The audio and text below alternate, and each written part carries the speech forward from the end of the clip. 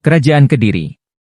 Kerajaan Kediri atau Kerajaan Panjalu adalah sebuah kerajaan besar yang berdiri pada abad ke-12 antara tahun 1042 sampai 1222.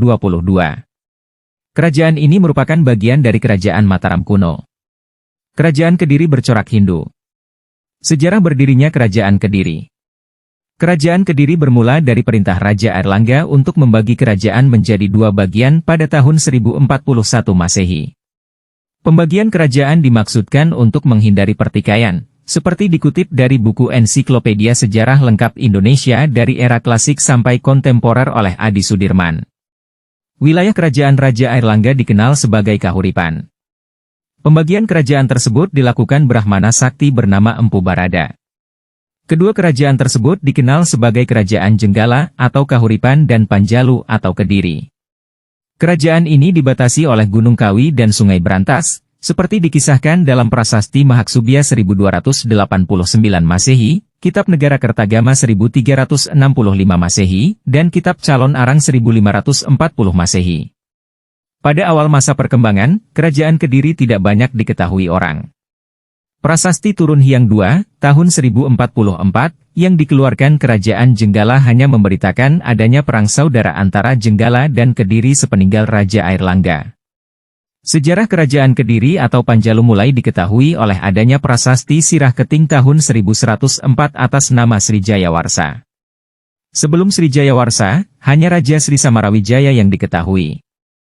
Letak Kerajaan Kediri yakni di daerah Jawa Timur. Kerajaan Kediri berpusat di Daha, atau sekitar kota Kediri sekarang. Pusat Kerajaan Kediri tersebut terletak di tepi Sungai Brantas, yang masa itu sudah menjadi jalur pelayaran yang ramai. Raja yang memerintah Kerajaan Kediri: Sri Jayawarsa di Jaya Shastra Prabhu, Sri Kameswara, Prabu Jayabaya, Prabu Sarwaswera, Prabu Kroncaryadipa, Srengga Kertajaya. Kertajaya. Kehidupan ekonomi Kerajaan Kediri dapat diketahui melalui kronik-kronik Cina yang menyebutkan di antaranya sebagai berikut. Kerajaan Kediri menghasilkan banyak beras. Barang-barang dagangan lain yang laku di pasaran, seperti emas, perak, daging, kayu cendana, pinang, dan gerabah.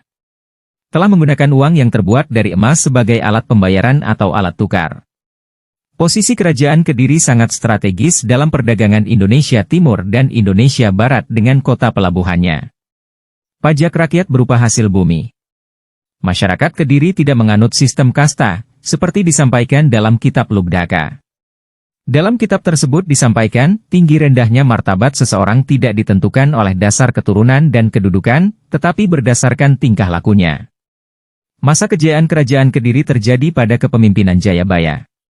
Jayabaya dikenal dengan kepemimpinan politik dan ramalan-ramalannya yang dibukukan dalam Jongko Joyoboyo. Salah satu ramalannya yang terkenal adalah akan berdirinya sebuah negara, yang kini kita kenal dengan Indonesia.